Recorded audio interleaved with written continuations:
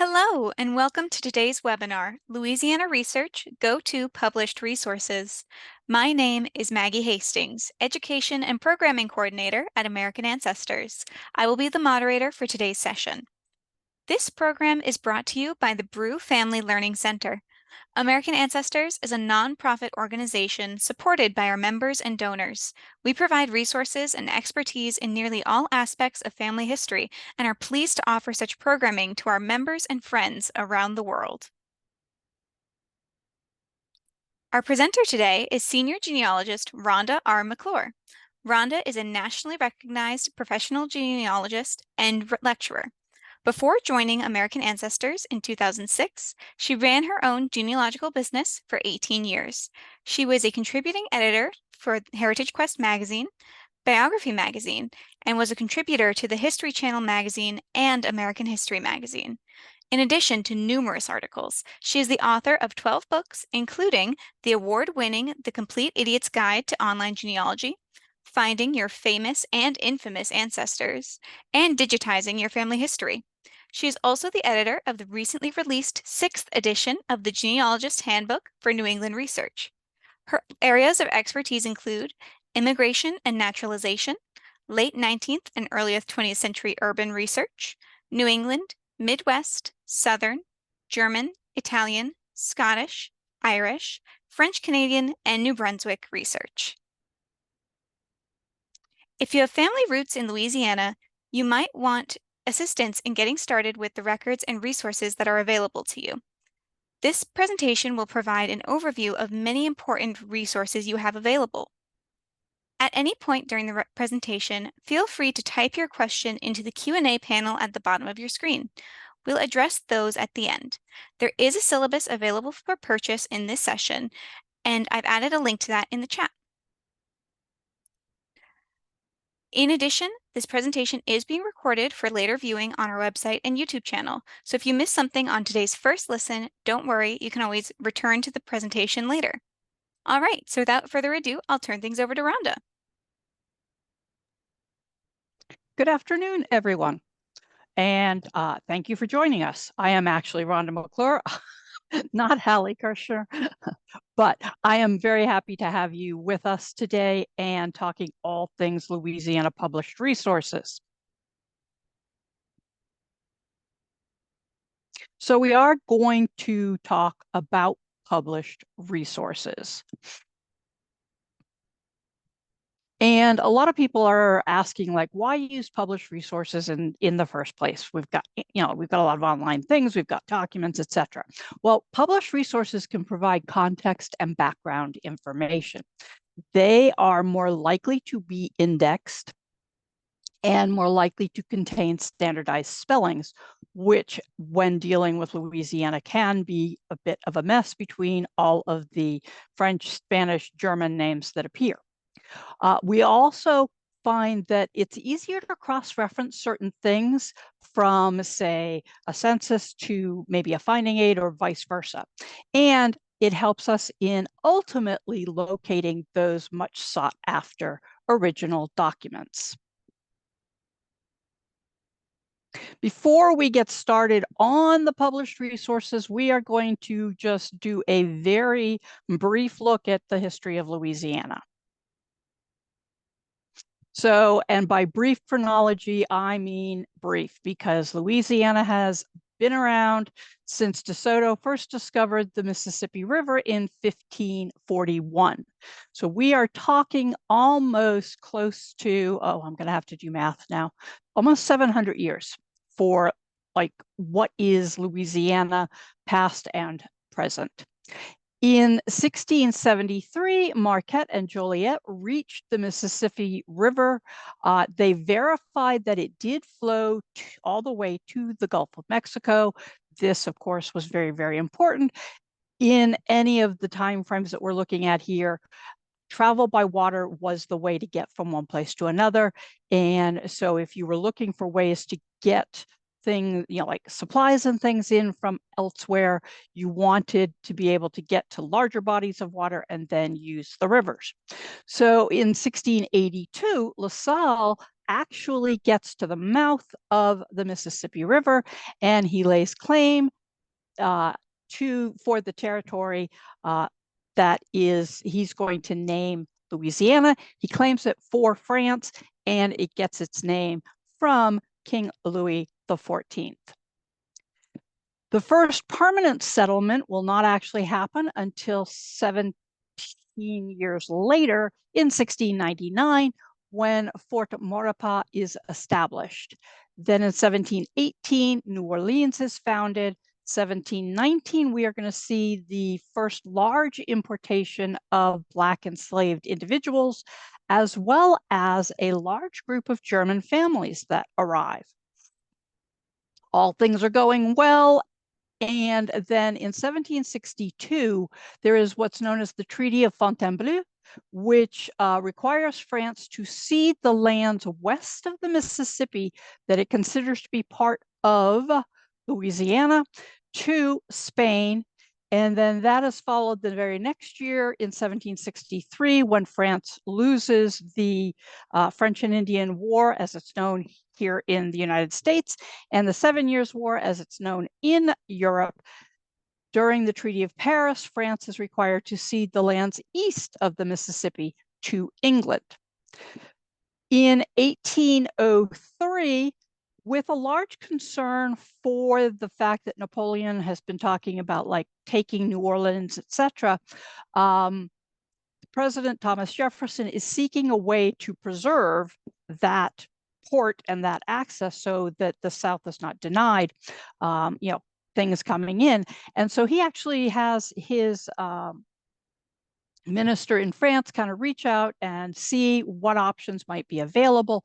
Ultimately, the minister in France who is working with Livingston basically says, okay, we don't want to just sell New Orleans. How much would you pay for the entire Louisiana area? And as a result, the Louisiana Purchase takes place. And then in 1812, in January, Louisiana is admitted to the Union as the 18th state and also as a slave state. Now, to give you an idea of just how big Louisiana was at one point, this map identifies in blue all of the area that was claimed as Louisiana country. It was broken down into parts, of course. We have Lower Louisiana, which is what we mostly think of because that's where the state is now. They ultimately were governing what was known as Illinois country, also French, which had been under the auspices of French Canada, aka Quebec, for a while. And so at one point in 1750, in its heyday, all that you see in blue was technically considered Louisiana. Now, if you want a really top level survey for the history of the state, then I do recommend this volume, Louisiana, A History. It is a college level survey of the state and is considered to be literally a college text. As a result, it's a little pricier than, say, like a $20 history. It's not outrageous, though, and it is available in an electronic format for Kindles. It is broken into 4 parts. The first part has multiple chapters and goes from the very, very earliest of the Native Americans to the end of the colonial period. And then at the end of each part, it includes a suggested reading list. So it gives you great bibliographies to continue your research. Part 2 covers territorial to Reconstruction. And then part 3 is the years 1877 to 1935. And part 4, 1936 to 2013. This is my go-to. It is in its 6th edition, but it is my go-to book. All right, before we launch into Louisiana-specific items, I do want to touch on some general reference works.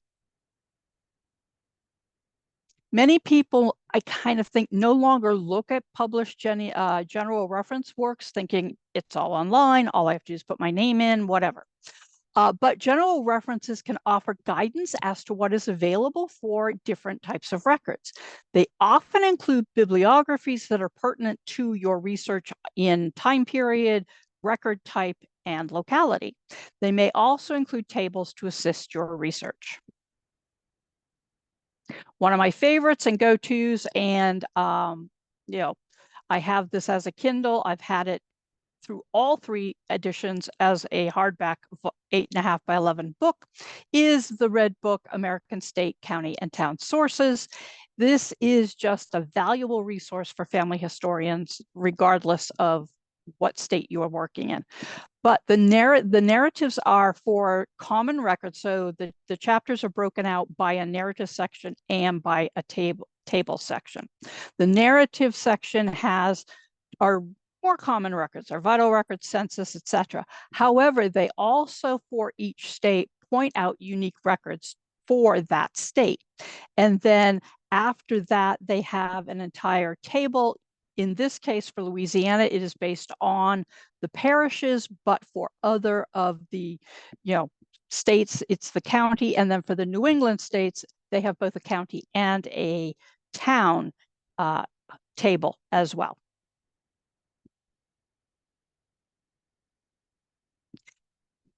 And so looking at part of the narrative, this is for the colonial section. So it actually started out with the federal section after the U.S., Louisiana had become a U.S. state.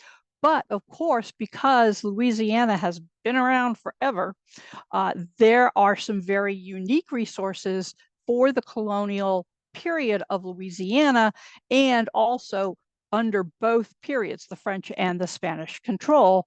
So these 2 images are from my Kindle version of the Louisiana chapter in the Red Book.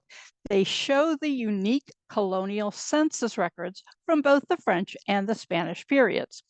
It's just the start of each. They go for quite a few images on my Kindle because there's quite a few of them.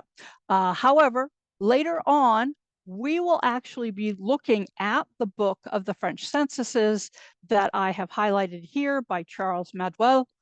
And it's considered to be one of our go-to resources. Likewise, in Jacqueline K. Voorhees, some late 18th century Louisianan census record, 1758 to 1796, another census book we'll be looking at.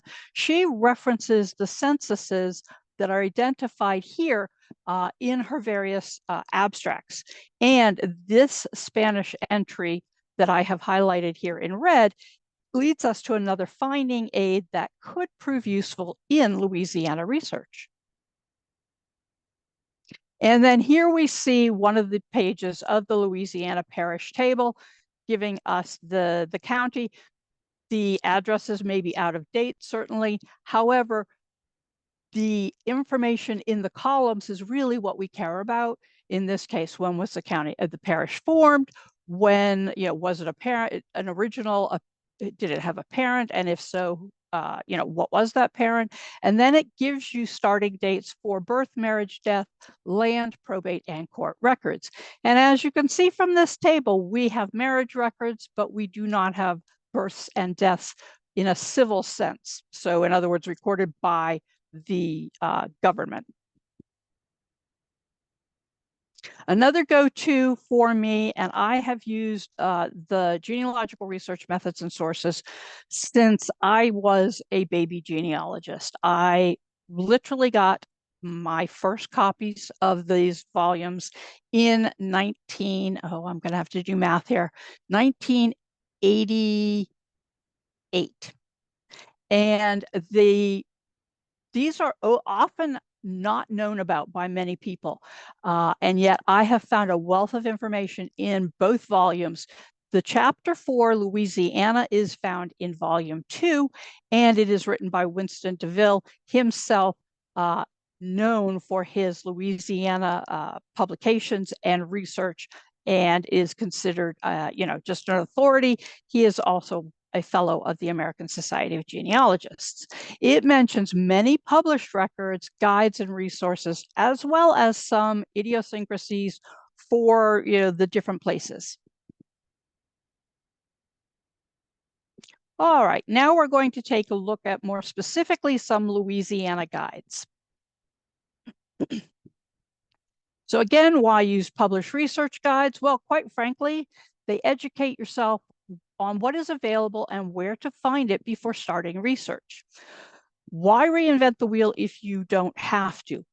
When it comes to getting started in any new, country, state, whatever it is, it serves you to educate yourself. And some of these guides can help you with understanding things like the immense history of Louisiana, as well as record keeping and repositories and records that are in those repositories.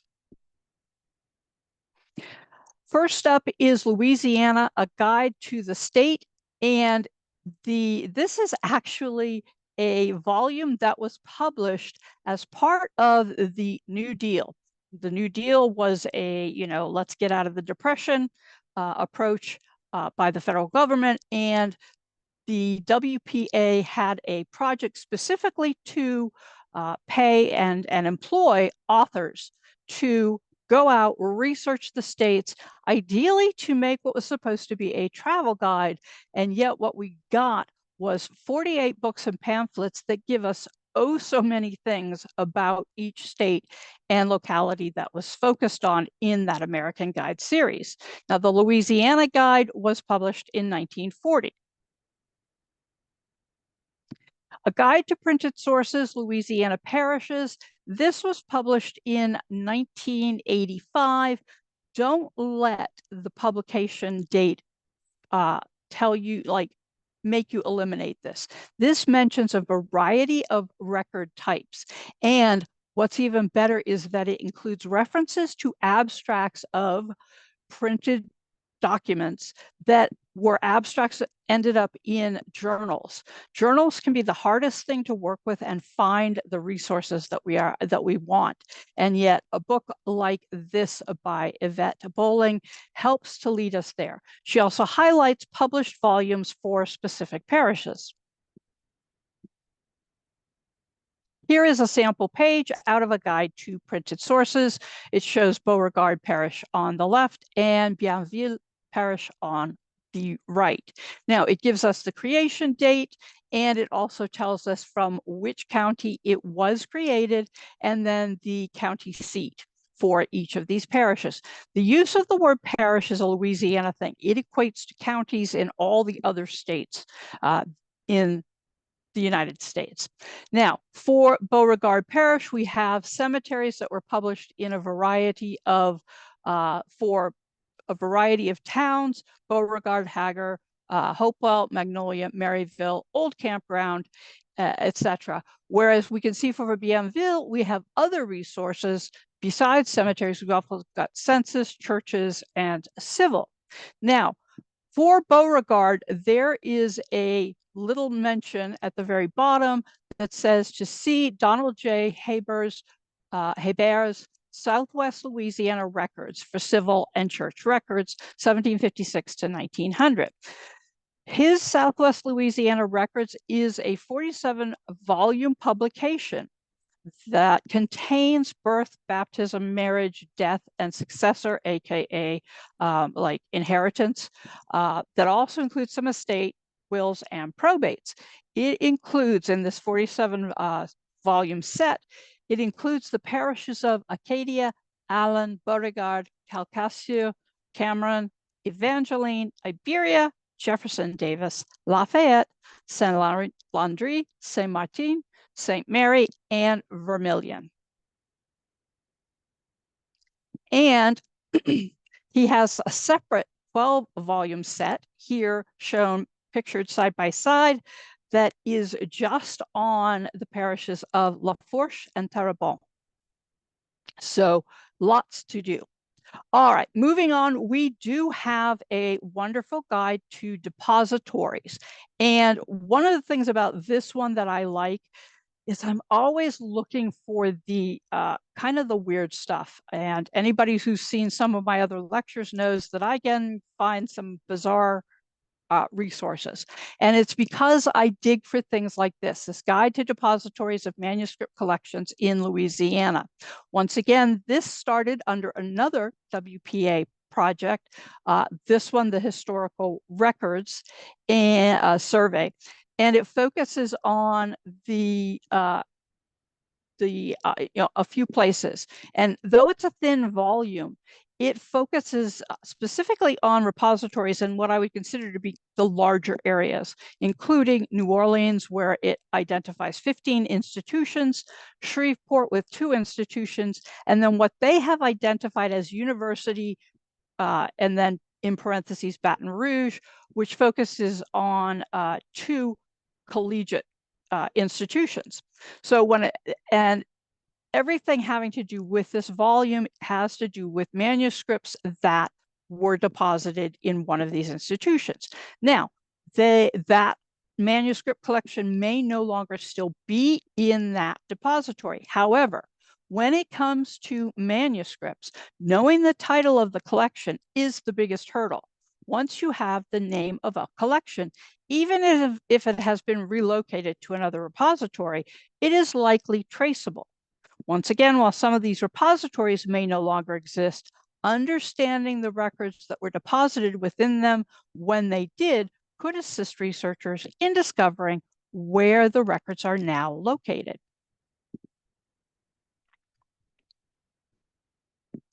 Here we have a sample of the pages. This one happens to be for one of the institutions under New Orleans. For each depository, the compilers have included a lot of information as it was in 1941. And here I have highlighted in yellow the Hôtel Dieu, which is a hospital. And so it's talking about the originals, the origin of the hospital, and then it talks about the holdings of the hospital. So for each of the institution, it gives you the name of the institution with the address and hours as they were in 1941, an overview or a little history of the institution, and then highlights of the holdings. Okay, genealogies can be one of our just wealths of information, but they need to be used with a grain of salt. So why use them? Well, many detail genealogy of your ancestors or affiliated families. So that alone can be a very, good reason to use them. After all, why recreate the wheel if somebody else has already done the research for you? They may help link together and differentiate families, because what you're going to discover in Louisiana is we have a lot of people with the same names. Usually they provide biographical details, citations, if it's a good genealogy, will lead to other resources and record sets for you. Be aware, early genealogies may not have citations and as such can be used sort of as a breadcrumb trail, but need to be verified. There are also a number of published volumes that are called biographical or memorial records. They often have history in a section part of the volumes as well. Keywords such as biography, memorial, memoir, portrait, album, all of those words usually indicate that the book will be made up largely of biographical sketches of prominent local figures and state or national politicians, i.e. like governors and presidents and whatnot. I'm going to tell you right now that my less than upstanding ancestry, I have things like horse thieves and larcenists. They do not show up in these biographical sketches. However, they may show up in the earlier part of these types of records when they are the first one arrested for larceny or something. The sketches will often include brief genealogies or family histories showing how whoever the sketch is about, how they have come to the area, in this case, Louisiana, and who their ancestors are back maybe 2, 3, maybe even back even further. A couple of examples of this is the biographical and historical memoirs of Louisiana, which is a 2-volume set that was published in 1892. There's also Eastern Louisiana, a history of the Florida parishes with genealogical and memorial records, because Eastern Louisiana at one point did also include parts of Florida. Okay, so here we have the 2-volume biographical and historical memoirs, and I am convinced that the people who put these together were paid by the letter of the title, because biographical and historical memoirs of Louisiana, embracing and then it goes into this very long description of exactly what is included in the 2 volumes. In this particular collection, these 2 were published in 1892 by a company out of Chicago, the Goodspeed Publishing Company. These types of biographical and historical books that were published in the late 1800s into the early 1900s are often referred to amongst genealogists as mug books, because they always have the pictures of the well-to-do and established individuals. Doesn't mean that they don't have a lot of great information, and this particular collection does have a wealth of information on the state and on the parishes.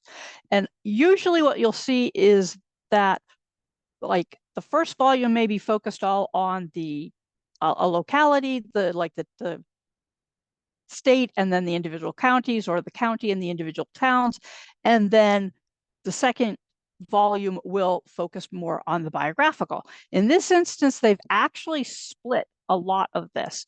And so in the first volume, in addition to some of the state history, you have half of the parishes towards the back of the first volume, followed by, in chapters 15 to 25, the first half of the biographical section, basically letters A to, I think it was, I want to say it was L, and then volume 2 adheres to that same format with the, additional information up front, the second half of the parishes, followed by, in chapters 11 to 18, the remainder of your surnames. And I want to say it was like M to Z. As I mentioned, use published genealogies, especially those in this mug book time frame from the late 1800s to the early 1900s. Use them as a roadmap, because these early ones don't have any source citations.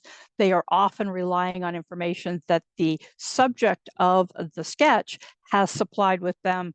And it seems that they always know maiden names, and they always know exactly where people came from. That may or may not be accurate. One of the go-tos for Louisiana is what's known as the First Families of Louisiana. This is a 2-volume set, and it focuses on individuals who were arriving between 1717 and 1730. It includes a bunch of different abstracts of things. So if you're thinking in terms of like a genealogical, here is our John Smith the first, and he had these kids, that's not quite how this is arranged. Instead, he has drawn information from passenger lists, military lists, census, baptism, and death registers. Now, the good news about this 2-volume set is there is an index that was published in 1992. So the 2 volumes themselves were published in 1970. In 1992, an index was compiled and published by Donna Rachel Mills. Here is a sample of a couple of pages from the First Families. This happened to be a list of employees of the Company of the West, concessionaires and their people, officers, troops, etc. So a large number of individuals who were coming into Louisiana fell under the Company of Indies. And so there are a lot of groups that were brought over with the intention of settling and building up communities. What we get here in this example from 1718 is that we have employees of the Company of the West, then we have the concessionaires and their people. And so identified by party, with information about where they were coming from, if it was known, and which can be great. How many of us would kill to know where back in Europe our people immigrated from? And then here's another page. This one happens to be, again, for company workers. What I loved about this was that in 1722, we have all of the real workers, the carpenters, the metal workers, locksmiths, all of these people. We also know their level: master, journeyman. There's no apprentices listed here, but that would have been the lowest of the individuals, and could be the ones that just don't have an identifying title. Also, we see their payment in livres. And so not surprisingly, the masters who have reached that upper echelon of skill in their particular job were paid 400 to 500 livres, depending on what job they did. And then the journeymen were paid less. And then if you had apprentices, they may not even be getting paid. Another one of the censuses that is in First Families is a census of the German villages. Remember that I told you in 1719 that a large group of Germans came to Louisiana. They would settle in what became known as the German coastal area. And this gives us the German village is located on the Mississippi River above New Orleans. Now, what I absolutely love about these censuses is the fact that here we have Simon Lambert, who is 40, and we have where he was born back in Germany. We have the bishopric that he was a Roman Catholic. He's a farmer. We know that he had a wife and son who's aged 18 years, and that they have come and traveled with him. Conrad Friedrich, he's a native of Rottenburg, also part of the bishopric of Speyer, and again, Roman Catholic. Not surprisingly, a lot of these guys are Roman Catholic because they're all living together. Again, his wife and 5 children are with him. The eldest child, a girl, is 13. The youngest is a boy of 5. So even though we don't have names for them, what we have are age ranges and a way to possibly fit what we know about our families into some of this. But more importantly, we have origins back in Germany. And then final example here is the census this is found in volume 2 of First Families, and it's part of the 1727 census of New Orleans. And so what we see is obviously head of households based on by streets. Did they have excuse me, did they have a wife? Yes. Yeah. How many children? Did they have what were known as engagés? These are people who came over under work contracts and or domestics, as we might call them today. Did they have any slaves within the household, either Negro or Indian? And then any comments, many of the comments have to do with occupations of the different heads of household, as well as if anybody was an employee of the council and so on.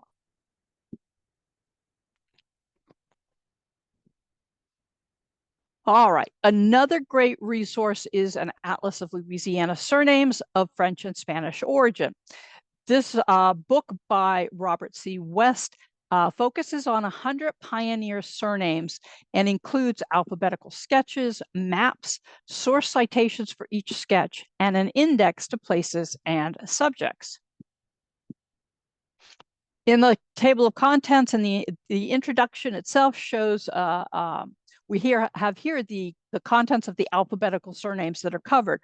In the introduction that is just before the table of contents, Robert West explains a lot about how he compiled this, but he also included an alphabetical list of the surnames with a pronunciation guide for each of those surnames and the provenances, aka the origins of the surname before it arrived in Louisiana. And here we have the full Bergeron sketch, and we have part of a Bernard sketch. Notice that we have these wonderful maps. These are showing the, the main households, the number of households with, telephone data. However, while that's more contemporary, it gives you a sense of where surnames were at a certain time. And then the sketches themselves will talk about, how common a surname is, the origins, what's known about the name in question. If they know where some of the earliest arrivers came from, that will be mentioned as well. And then at the back of the volume, again, alphabetically arranged, are the source citations found under each of the surnames. And so anything that has a, like a superscripted number, you can flip to the back of this volume and get some information. Some of the information is coming from some of the, literally the published works that we're talking about. All right, church records. Because Louisiana was founded the way in which it was, basically by both French and Spanish, who are both Catholic countries, especially in the time in which this area was found, claimed, etc., a lot of our record keeping is through the churches. This is this is why we, in the table that I showed you in the Red Book, we don't have birth and death records by county for civil records. Only the marriages, and the marriages were only recorded to prove that somebody had, like a widow had the right of inheritance. She would have to show her marriage. However, most of the inhabitants, especially in the early time frame that we are focusing on, and that by that I mean into the 1800s, would have been attending a church of some sort. So this particular guide is to basically all of the church records, both they have the records for the Catholic churches, and then there's an entire separate section of the Jewish church archives and the Protestant records as well. And so you have first alphabetically arranged by parish, the church records by civil parish from 1730 to 1975. And then you have Protestant and Jewish records by civil parish from 1805 to 1942. So the two sections give us different lists of individuals, and then there are some supplemental items as well. And here we have a couple pages taken from this, images taken from this. Here we see just a smattering of the Catholic parishes in Orleans Parish, for specifically New Orleans. And then we see for the Protestants, this particular page has to do with the abundance of Baptist churches in New Orleans within the Orleans Parish. Because of the French basically handling much of Louisiana, and that big swath I showed you of what was Louisiana before 1762 and 63 kind of took it all away from the French.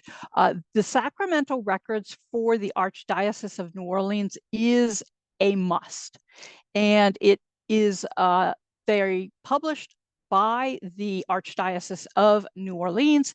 It consists of 19 large volumes. They are arranged by years, and they include well beyond what we consider present-day Louisiana. So here we have an example from volume 16, which is the years 1824 to 1825. The first couple of volumes, especially volume 1, well predates. It's like 1701, I think, is the date, the beginning date of that particular volume. And so a lot of this gives you resources that you would have no other way of necessarily finding, especially if you can't go to the Archdiocese of New Orleans and maybe access their records. This published collection of Catholic records is going to be your go-to. I mentioned census when we started out our talk, and now we are going to look at some of those census records. So first off, we have here that book by Charles Maduel, which is the census tables from the French colony of Louisiana from 1699 through 1732. And it includes 28 of the earliest censuses, both civilian and military. And again, it includes many areas that are no longer part of Louisiana. It also has a variety of lists also found in this volume. And here we have the sources that were used, the table of contents of the list of census tables.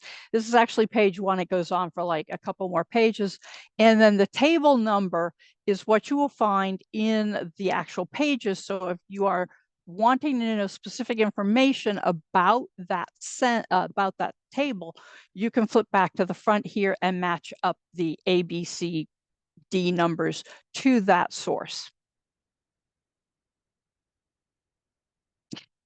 And here we have a 1724 census. This happens to be along the Mississippi River from New Orleans to Owacha or the German villages. Again, this one is compiled in 1724.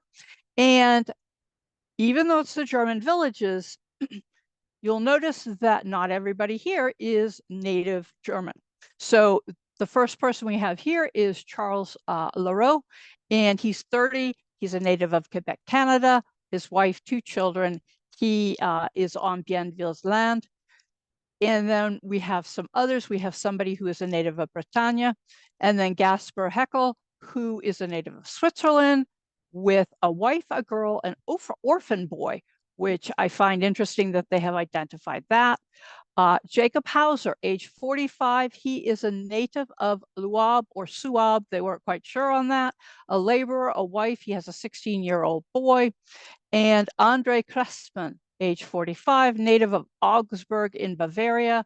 He has a wife, 2 boys, age 16 and 18, an orphan girl who's 15, another girl, age 5. All of these are on what was known as Bienville's land.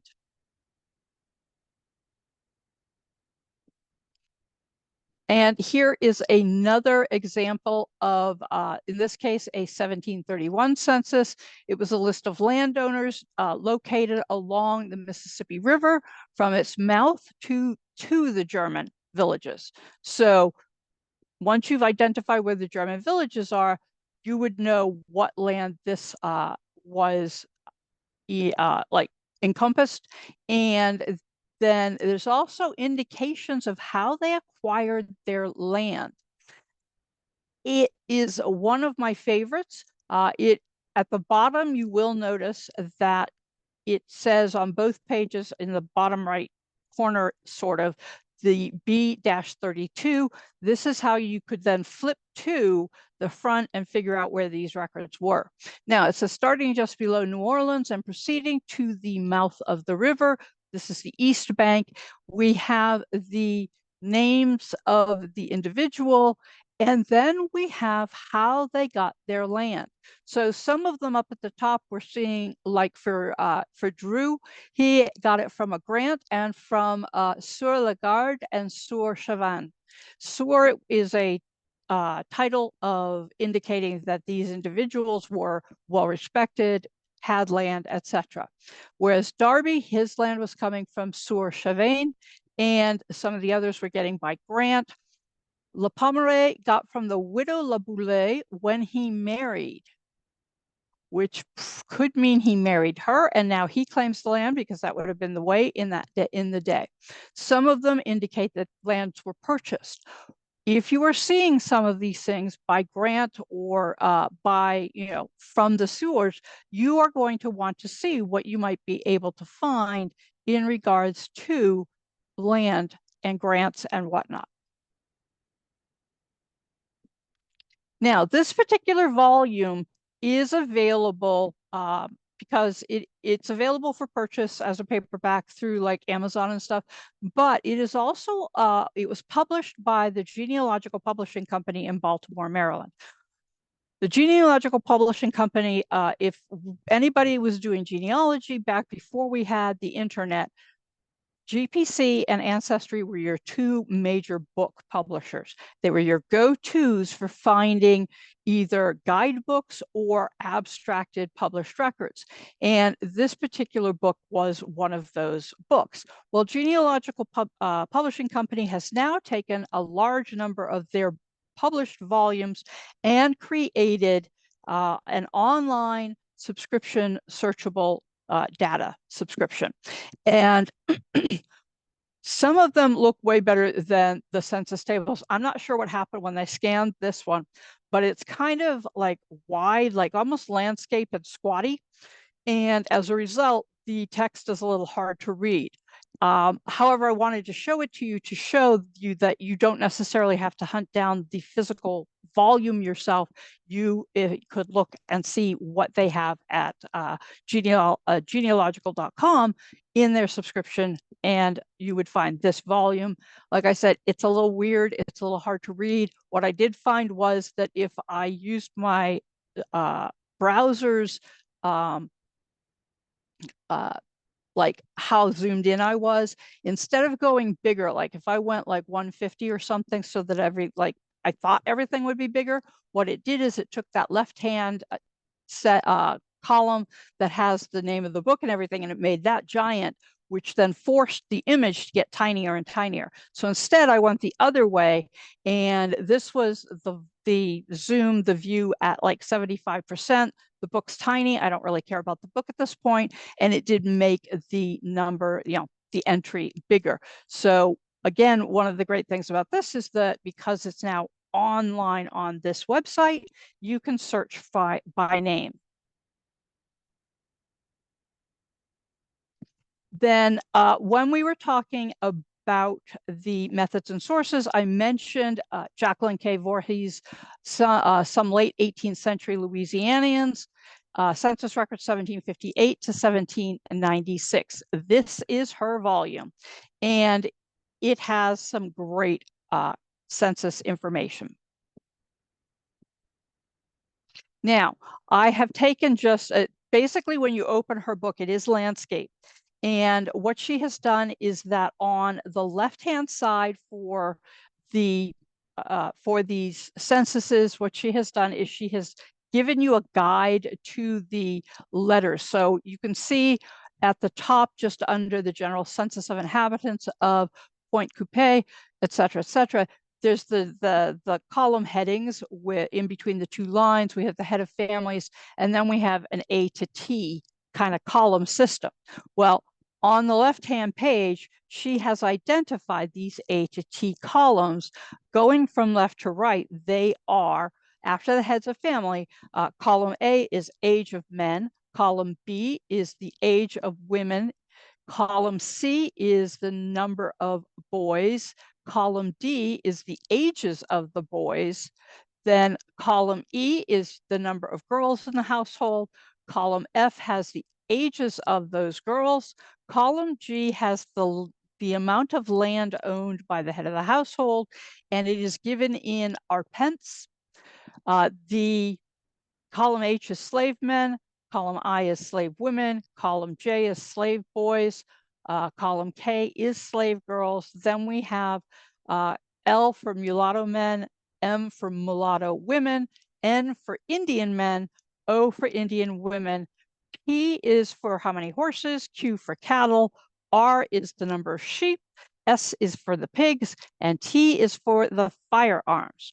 Now, at the very bottom of this page, I have kind of highlighted with a red arrow the citation to PPC Legajo 187/A/1. Now, PCC refers to the Papale, and I'm going to mangle this because I speak more French and Italian than I do Spanish, Papeles Procedentes de Cuba, files which are on deposit in the Archivo General de Indias at Seville.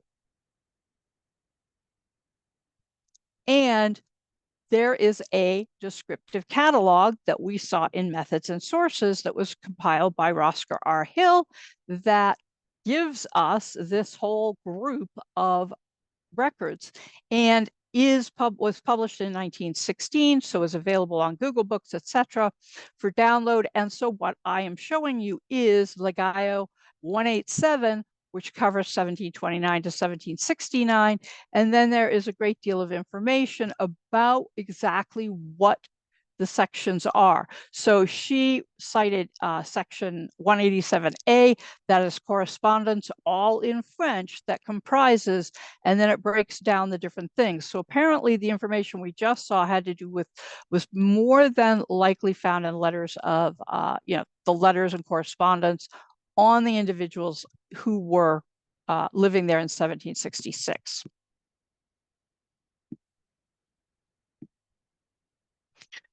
And we will look at military.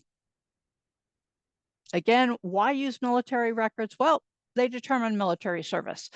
You can use rosters to locate details about age, location, and or occupation of your specific ancestor. You may be able to use pension records to find names of family members, friends, and neighbors. Also, you can use unit/regimental histories to provide context on the life of your ancestor. A large volume that deals with Louisiana that, let's face it, Louisiana was a slave state, therefore it did fight for the Confederate States of America. And as a result, the Guide to Louisiana Confederate Military Units, 1861 to 1865, is kind of your go-to. It is going to examine 111 artillery, cavalry, and infantry units. There are brief accounts of each unit's war activities. Each unit's field officers and company commanders are mentioned. It also may include source citations. Here we have the 1st Regimental Heavy under the artillery section of the volume. And so we see the colonels, we see the lieutenants, we see the majors, whatnot. We then see the companies and their commanders, what was going on for those companies, were they absorbed, transferred, etc. And then we have a nice lengthy description of when this particular regiment was organized, and all of some of the things of the battles that it was included in, and so on. Continuing to the, so it was basically those 2 pages and then half of the next page. And there was a bibliography just below that before we got into the 2nd Battalion Heavy. And in the bibliography here, we see that it's going to lead us to 2 articles in the Confederate Veteran. This is a monthly publication that was published well into, as you can see, the 1900s for those who had Confederate thinkings. And you'll see that it is available on archive.org. And, who knew? Confederate Veteran. This happens to be volume 20 and was referenced and was published in 1912. This was the first reference from the book we were just looking at. And here we find the submission for C.S. Semper. So it's a little tiny thing within this, 500-page volume of, the monthly periodical. And he himself was a sergeant major in the 1st Louisiana Artillery. In this little submission, he mentions that, he was actually in Colorado, and he came back to New Orleans after having moved to Denver in 1859. And he comes back, he had something he had to do in New Orleans. And at the time, things are getting bad. So he decides to join up for the Confederates. And now he's going to tell us about, what happened when he was serving. Now, for those who are researching the Semper surname, hey, this is great because, maybe this is one of your ancestors or a relative. However, just the reference to the Confederate Veteran as a publication more than likely opens up a new publication to search, because you may not have even known that this particular publication existed. And there are tons of pictures within these of women and whatnot. So there's a lot of information that can be searched in these volumes, which leads us to locating and accessing our published resources. The first is if you are wanting to find it in a library in its book format. The best place to go is worldcat.org. This is a multi-library catalog. It's sort of a catalog of library catalogs used to locate published and unpublished materials. You would put in your zip code and it easily filters the libraries closest to you that have whatever book you're looking for. This is what it basically looks like. So yes, you would put in whatever the item is that you're interested in that search field. And then another go-to, and one that a lot of us use for especially out of copyright books, is the Internet Archive at archive.org. This it's a digital repository for books, movies, music, and websites. And it contains both free out-of-print books to search, browse, and download, but now they are allowing borrowable digital books for reading. In other words, you have to read it in the browser. It's almost like checking the book out, and you can check it out for a certain amount of time. It is the Internet Archive. The book is part of the Wayback Machine. And here we see Louisiana, a guide to the state, the volume that I mentioned that was part of the WPA American State Guides. And you'll see that just above at the top, it says borrow for 1 hour, renewable every hour pending availability. So I can continue to look through it for that hour. And then if somebody else is waiting on it, they're going to take it away from me. If nobody is, I can continue to go through it. I can't download the volume, obviously, because it's still under copyright and so on. Family Search is another go-to for me when it comes to out of copyright volumes, either in digitized images. In other words, a book that they may have had microfilmed back in the day, and or the complete digitized book if it was a book that they had on their shelves. Some of these are viewable from home. You do have to have a login to Family Search, and they may have a different digitized copy of a volume than maybe one that you were using on Google Books or on archive.org or someplace, in which case, like if you saw like a couple of the pages in that volume were messed up, you may want to check Family Search to see if they've got a different scanned copy. For instance, here is the Eastern Louisiana book that I talked about when we were talking about memorials and biographical books. There are 3 volumes to this particular publication. And now you can see why I didn't include the entire title of this particular collection. Once you click on one of the volumes to look at, it'll open this viewer for you. Among other things, you will find that you can search within I think there's like 470 pages to this first volume, and then it will allow you to then go to the individual pages, or you could just like page through it.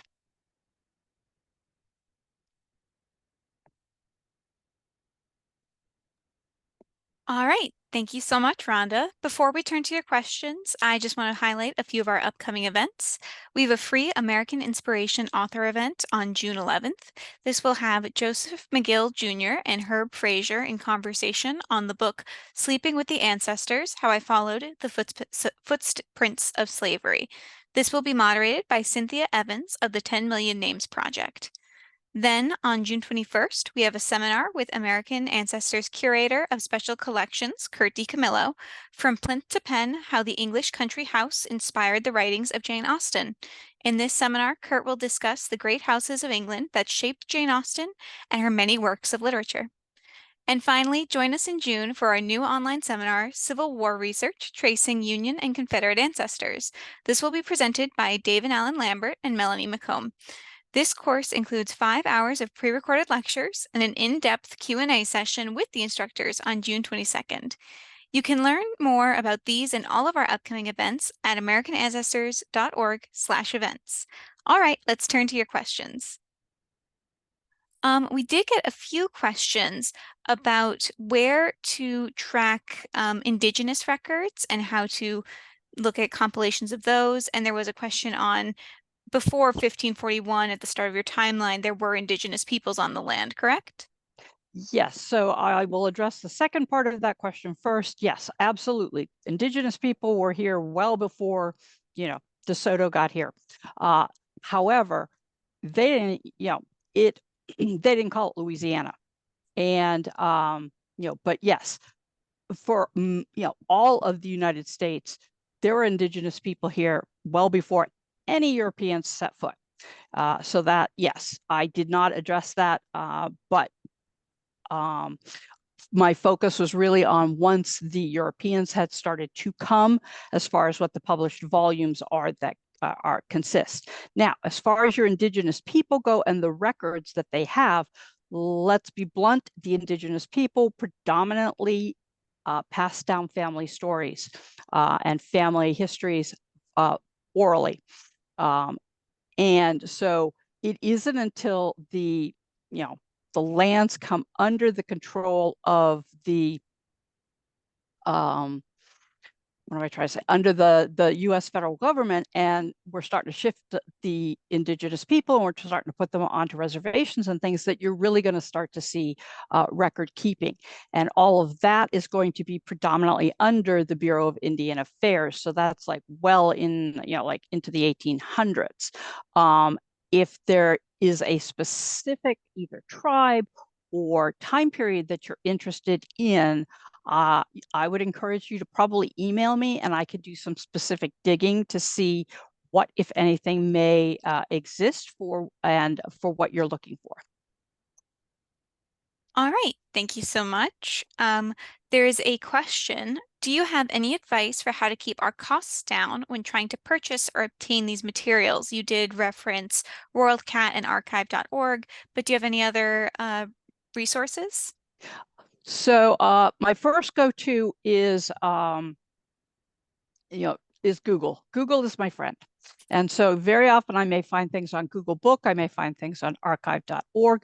Even if I find it, one of the reasons that I go to Google first is that if it is a volume that is under copyright, but they have allowed me a preview.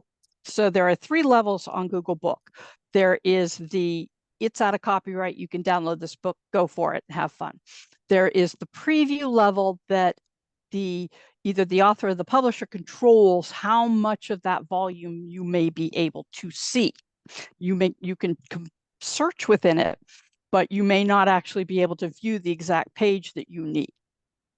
And then the third level, or lack thereof, is what they call the snippet view. And this is literally just a tiny, tiny, like maybe 4 sentences or like, a quarter of a page, depending, of the page in question that fit your search criteria.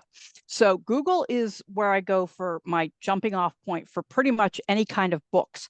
And if it is something that is still in under copyright and may still be available in some format, I will start with Google Books to see first off what it has as far as like searching. So if I'm searching for specific surnames in a book, so I may look for the title of the volume that I found either that was referenced in one of the other volumes that I've talked about today, and then I may search for the title of the book, and then if Google has a preview, I'm going to go into the preview, and then I'm going to search within it for like if it's supposed to be abstracts of censuses or whatever, I'm going to do a search for the names that I'm concentrating on. This is a good indicator. So it'll tell you, even if I can't see the page because it's not part of the preview, it's going to tell me how many hits there are, and therefore is going to help me in knowing if this book is worth the cost of me purchasing it. Some of the others, like I said, archive.org genealogists.org has that sort of checkout option that you can do, which is very, very, nice. There's also HathiTrust, is a similar digitizing system. And most of us go to Archive because it just has more flexibility to it. The other thing, obviously, is WorldCat. And you'd be surprised how many random books about places that are not near you may actually be in a library near you, especially if the library caters to genealogists.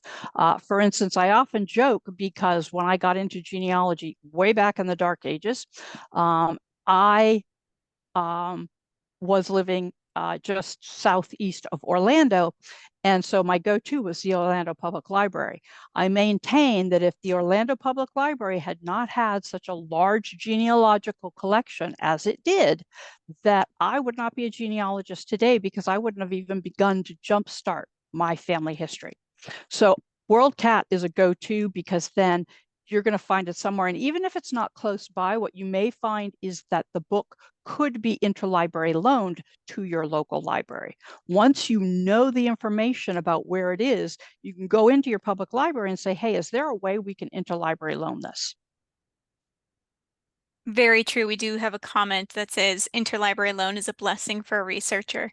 I'm so sorry. That's all the time we have for today. If you have some more specific questions about your family history research, you may consider hiring our research services team or using our expanded chat service. The chat service puts you in direct communication with a genealogist. It is free and open to the public, Monday through Saturday, 9 a.m. to 5 p.m. Eastern Time. To access the service, simply go to americanancestors.org/chat. You can also book a one-on-one consultation with one of our experts through the link shown on the screen or through the QR code displayed there as well. Thank you again for joining us, and you will have an opportunity to fill out a survey and give us your feedback on today's webinar. As we continue to expand our webinars and online offerings, any feedback is welcome and appreciated. This free webinar was made possible by the generous support of members and friends around the world. Please consider making a gift to American Ancestors to help keep these programs free and to create more. If you'd like to access more how-to resources or learn about upcoming educational programs, please visit our online learning center at americanancestors.org/education. Thank you again, and I hope to see you at our online programs in the future. Goodbye for now.